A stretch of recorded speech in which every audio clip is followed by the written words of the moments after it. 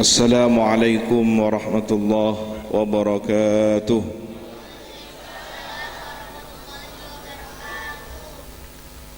Bismillahi masyaallah, la yasuqul khaira illallah. Dengan menyebut asma Allah, Masya Allah, apapun atas kehendak Allah. La yasuqul khaira, tidak ada yang membimbing kepada kebaikan illallah, kecuali hanya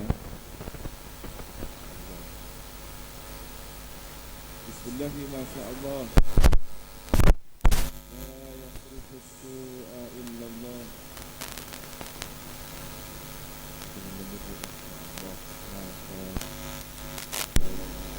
Apapun atas kehendak Allah. La yasrifus su'ah, tidak ada yang memalingkan dari keburukan illallah, kecuali hanya Allah. Bismillahi masyaallah, ma kana min ni'matin fa minallah. Dengan menyebut asma Allah, apapun atas kehendak Allah. Maka min ni'matin, nikmat apapun kita rasakan, baik nikmat iman, nikmat Islam, nikmat sehat wal afiyah, seluruh nikmat yang kita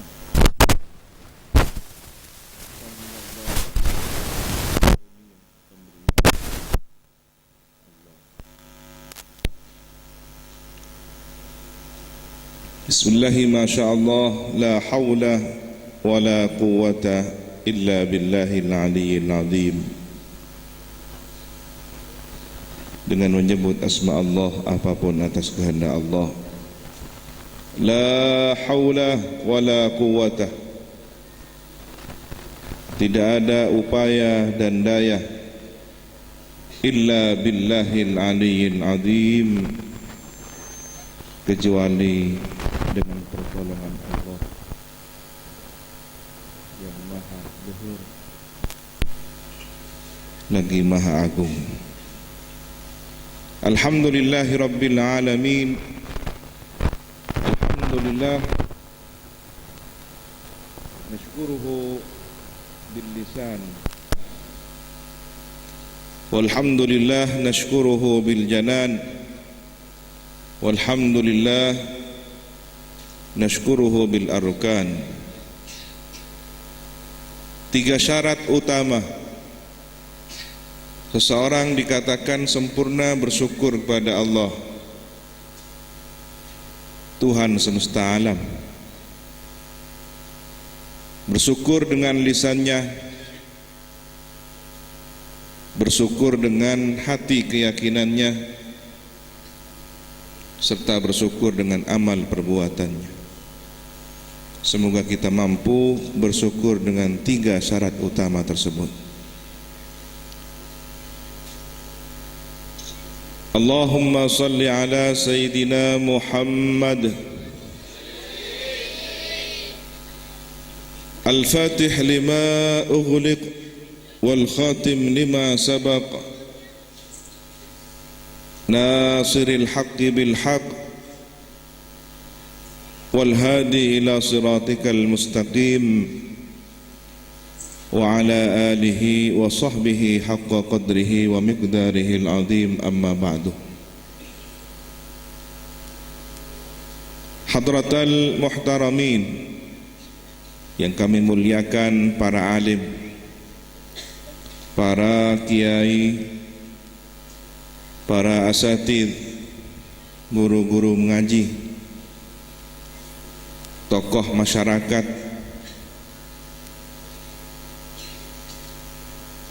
yang kami hormati, Al-Mukarram Kiai Haji Zaini Ridwan, seluruh jajaran takmir masjid Al-Arafah, Ayuban. Warga masyarakat kaum muslimin muslimat, para jamaah seluruhnya, hafizakumullahu jami'an, amin, Allahumma amin. Kita berharap senantiasa dijaga, dilindungi oleh Allah Subhanahu wa taala. Momentum peringatan Isra dan Mi'raj bukanlah sekedar seremonial peringatan hari besar Islam yang rutin terjadwal dilaksanakan oleh kaum muslimin khususnya di Indonesia. Lebih dari itu, peringatan Isra dan Mi'raj adalah peluang untuk evaluasi, kesempatan emas untuk melakukan proses muhasabatun nafsi, mengevaluasi diri kita sendiri, di mana tema utama di perjalanan Isra dan Mi'raj baginda Nabi adalah penganugerahan tugas mulia umat manusia untuk beribadah salat pada Allah Subhanahu wa taala. Mohon maaf kalau kemudian di setiap acara kita hanya sebatas berbicara secara tematis, berbicara sesuai dengan tema. Mungkin salah satunya ada background yang dipampang peringatan Isra dan Mi'raj misalkan. Namun tulisan yang ada di background pengajian majelis ilmu di negeri ini seringkali hanya tinggal tulisannya. Maksudnya bagaimana? Begitu selesai acara, besok diambil oleh panitia, kebay dengan dengare. Oh ini cocok, saya ambil Pak. Kebay apa? Ini ketanian panas mun kulaku.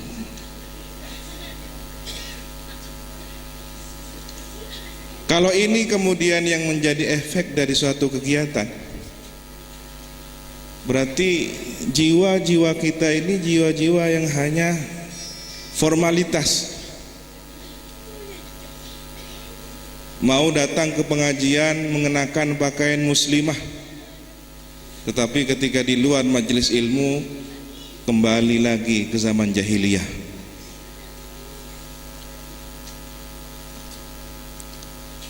Masya Allah, ketika suasana pengajian betul-betul tampil nilai religi, tetapi ketika kehidupan sehari-hari, salah satu contohnya tadi adalah berapa soft yang hadir. Kita lebih banyak meramaikan halaman masjid, tetapi belum sampai ke dalam masjid.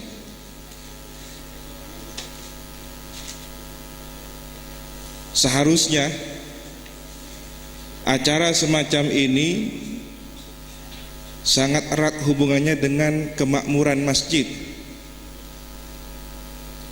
Tahadutsan bin ni'mah. Beberapa waktu lalu kami diundang di Masjid At-Taqwa Bondowoso. Sebelum maghrib kita sudah mendapatkan informasi nanti Qablan Isya sudah ada di lokasi. Ya, baik. Kita akan sholat berjamaah Isya. Kemudian berzikir, berdoa dan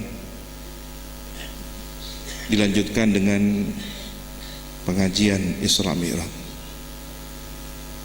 Alhamdulillah acara terselenggara. Dan saya katakan juga di forum itu bahwa sebenarnya inilah peran dari peluang adanya kegiatan Isra Mi'raj yang harus diambil sebagai kesempatan emas oleh umat Islam Indonesia, terutama dari kalangan para takmir masjid. Jadi bagaimana kegiatan ini satu paket, satu rangkaian dengan agenda fungsi peran masjid itu sendiri. Beberapa waktu juga ada panitia yang datang minta ini mohon sholat berjamaahnya sejak maghrib. Oh bagus kalau begitu. Kemudian pengajiannya ba'da maghrib tanpa banyak seremonial langsung dimulai pengajian, isya sholat berjamaah. Jadi kaum muslimin dan muslimat masih mengenakan pakaian ketika dia ada di masjid. Nilai plusnya adalah sholat berjamaah menghidupkan dua waktu bainal isya'aini, antara maghrib dan isya, di mana waktu ini adalah waktu istijabah, waktu yang sangat berpeluang emas untuk dikabulkan segala amal ibadah dan doa. Siapa yang mampu menghidupkan bainal isya'aini, antara maghrib dan isya, maka Allah hidupkan hati orang tersebut dikala banyak hati orang menjadi mati. Mati karena tertutup oleh hubud dunia, karena kecintaan kita kepada dunia, nilai materialisme yang sudah meliputi pola pikir dan pola hidup kita sehari-hari. Allahumma salli ala Sayyidina Muhammad. Oleh karena itu, pada momentum Isra Mi'raj malam ini kita hendaknya melakukan evaluasi kembali. Yang lebih penting lagi, setelah acara ini perubahan apa yang harus terjadi dalam diri kita? Apakah Pakun bin Pancet, ataukah ada satu perubahan yang jauh lebih baik lagi? Amin, Allahumma amin. Ini yang diharapkan bersama. Kita tidak memperhitungkan berapa jumlah kegiatan ini dihabiskan dananya. Insya Allah selama para mufikin, orang-orang yang menafkahkan hartanya, dianugerahi ikhlas oleh Allah, tentu mereka adalah investor akhirat, membantu syiar kegiatan agama Islam. Pasti ada nilai pahala yang Allah berikan sebagai penghargaan apresiasi kepada hamba-hamba. Namun yang lebih penting lagi, apa dampak positif kepada masyarakat, lingkungan, keluarga kita, bahkan diri kita sendiri? Apakah nanti selesai acara, alhamdulillah sukses, hanya sekedar begitu, selesai dan selesai, tetapi masjid tetap sepi? Begitu ditanya bagaimana, ada kemajuan kiai, safnya yang maju. Inna lillah wa inna ilaihi raji'un. Musibah ini ya, musibah. Kenapa? Karena masjid sebenarnya adalah barometer suatu masyarakat.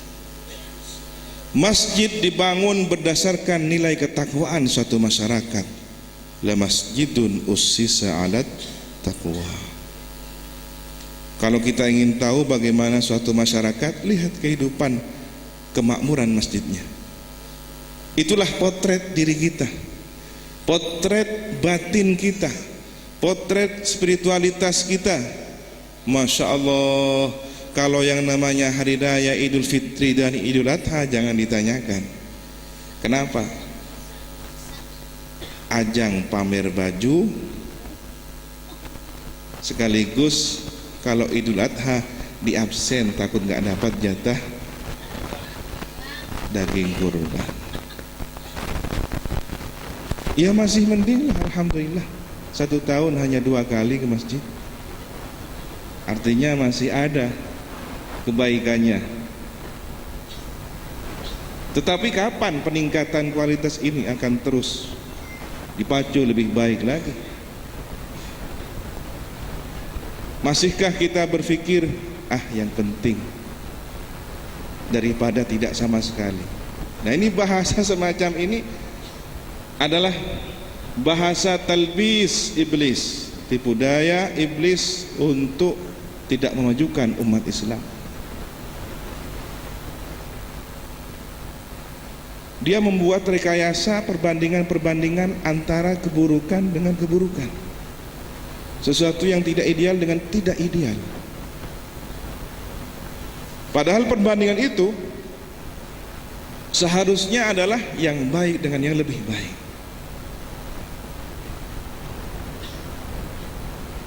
Lebih baik mana? Merokok sak lencer daripada merokok 1 pak misalnya. Padahal ini jatah kalau kemudian masuk ke masjid gerakan Rp1.000, insya Allah 1 lencer tidak nyampe etogel. Kenapa semakin selencer? 2.000, 1.500. Gerakan Rp1.000 misalkan. Ini kan hanya berapa? Tidak sampai 1 batang. Sedekahkan untuk masjid. Kalau kemudian per hari ada gerakan Rp1.000 untuk masjid, insya Allah tidak perlu proposal panitia dia. Allahumma sholli ala Sayyidina Muhammad. Dan itulah ajaran baginda Nabi ketika berbuat amal. Beliau istiqomah, dimulai dari hal yang sangat sederhana. Kana amaluhu sallallahu alaihi wasallam dimah. Jadi amal ibadahnya Rasulullah itu seperti rintik-rintik hujan, sedikit gerimis tetapi sepanjang hari. Ini tadi panitia sempat khawatir juga ya.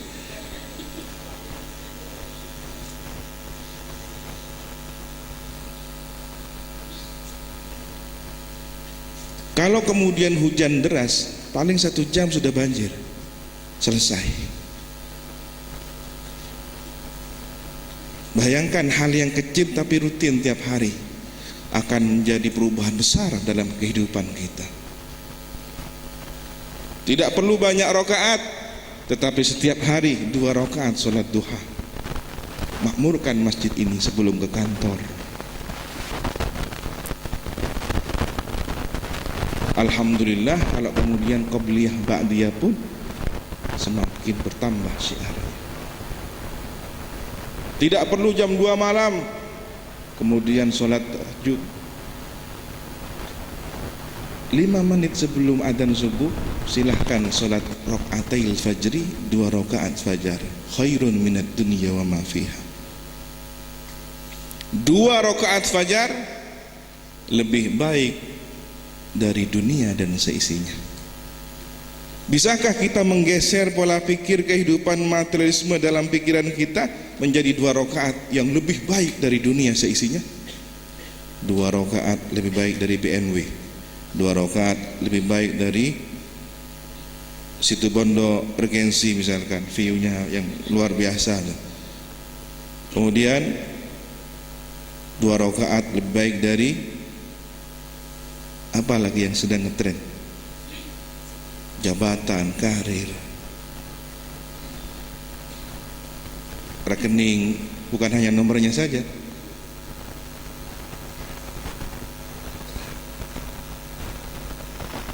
Wa ma fiha, dan seluruh isinya.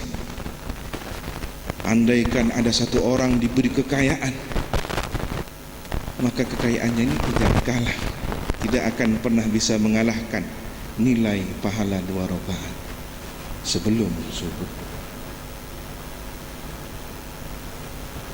Inilah orang yang terkaya di dunia, hanya 2 rakaat setiap sebelum subuh. Maka betapa bahagianya yang diberi kesempatan untuk melaksanakan sholat sunnah 2 rakaat sebelum subuh. Semoga kita mendapatkan anugerah tersebut, amin.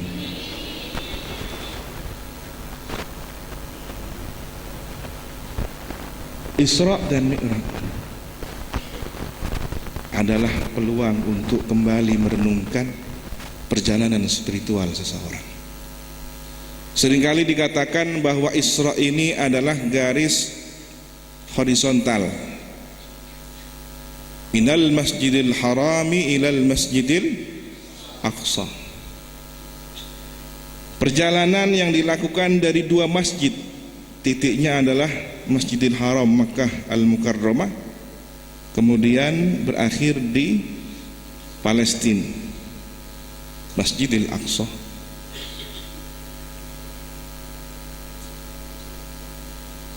Ada hikmah pelajaran apakah di balik garis horizontal ini? Hubungan kemanusiaan sosial antar sesama manusia. Disinilah mengapa kemudian baginda Nabi melihat tampilan-tampilan kejadian dari dimensi lain. Nabi melihat orang yang kemudian di antara 2 bagiannya ini ada bayang-bayang hitam seperti ribuan manusia. Ya Jibril, siapakah orang ini? Dia adalah ayahanda manusia, ayahmu wahai Rasulullah, Nabiullah Adam. Ketika beliau menoleh ke sebelah kanan, beliau tersenyum. Namun sebaliknya ketika menoleh ke sebelah kiri, beliau menangis sedih.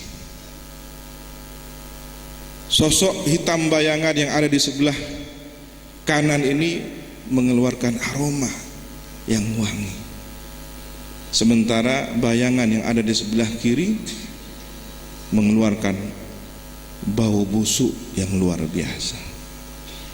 Siapakah mereka wahai Jibril? Mereka adalah anak cucu Adam. Yang sebelah kanan adalah para penghuni surga yang telah membuat bahagia Nabi Adam dengan amal saleh mereka. Sementara yang sebelah kiri adalah ahli neraka yang membuat sedih Nabi Adam atas kedurhakaan mereka. Jadi amal ibadah kita ini dilaporkan, diinformasikan kepada orang tua kita meskipun sudah meninggal dunia. Allah mempersiapkan malaikat khusus yang melaporkan kondisi amal perbuatan anak cucunya yang masih hidup di dunia. Ketika mereka mendengarkan hal yang baik, mereka senang, bahagia di alam kuburnya. Namun ketika mendengar kabar buruk bahwa anak cucunya bertengkar urusan warisan, bertengkar urusan dunia, maka leluhurnya ini sedih, prihatin, merasa dipermalukan. Namun apa yang bisa dikata? Dimensinya adalah sudah dimensi akhirat, dimensi alam barzah. Hanya bisa menangis mendoakan anak cucunya di dunia. Berbahagialah kita yang membuat bahagia ahlu barzah, ahli kubur, orang tua kita, leluhur kita, nenek moyang kita, karena amal ibadah kita yang diinformasikan kepada mereka. Dan segeralah perbaiki jika di antara kita ada yang membuat malu, mempermalukan mereka, keluarga kita yang ada di alam barzah sana. Salah satu hal yang paling penting adalah hubungan sesama saudara sesama manusia. Inilah makna dari Isra, horizontal. Lalu bagaimana perjalanan selanjutnya? Mi'raj, perjalanan dari bumi menuju langit demi langit hingga 7 lapis langit, sampailah di dimensi alam yang sangat luar biasa. Bahkan logika akal manusia pun nyaris tidak sampai menemukan hakikatnya. Seperti apakah Sidratil Muntaha? Kenapa? Karena perangkat software organ tubuh kita ini belum nyampe ngurusi masalah dimensi akhirat. Gak nutup, ilmu ini gak nutup. Kok katanya bahas masalah Sidratil Muntaha, bahas kuburan ya, belum selesai. Bagaimana bisa ada proses pemisahan antara jasad dan ruh di alam kubur? Diletakkan di manakah roh ahlul barzah ini ketika ada dalam kehidupan mereka? Sementara dijelaskan bahwa ahli barzah ini menjadi 2 kelompok. Ada yang kemudian satu golongan termasuk al-arwah al-muna'amah, roh ahli barzah yang mendapatkan nikmat dari Allah. Semoga orang tua kita, leluhur kita termasuk ahli barzah yang mendapatkan nikmat dari Allah. Sementara kelompok lain ada yang termasuk al-arwah al-mu'adzabah, golongan roh orang-orang yang tersiksa di alam barzahnya. Disebutkan bahwa roh seorang tidak akan jauh dari tempat jasadnya. Di mana jasad itu dimakamkan, maka dimensi barzah dari roh tersebut tidak jauh dari lokasi jasad tersebut dimakamkan. Sebenarnya ada hal-hal yang sudah diungkap bahwa dimensi kehidupan dunia ini ada lapisan yang lebih halus lagi. Contoh, ketika seseorang dikenalkan dengan dunia alam jin, dimensinya lebih halus dari kita. Berarti ada kehidupan lain. Bahkan materi yang kita lihat, benda-benda yang kita lihat sebenarnya adalah tidak nyata. Mungkin kita melihat bahwa ini adalah plastik yang bentuknya bundar ya, keras. Tetapi coba tanyakan pada para pakar fisika. Ternyata diulas, dibahas di sini. Ada satuan massa, ada molekul, ada atom, kemudian ada inti atom yang terdiri dari apa? Proton, neutron, elektron. Ternyata masih ada dunia kecil dari kehidupan ini. Contoh lain adalah ketika kita melihat bahwa ini hamparan karpet, hanya hamparan bahan mungkin dari plastik atau dari bahan tertentu, tapi bagi dunia semut ini bisa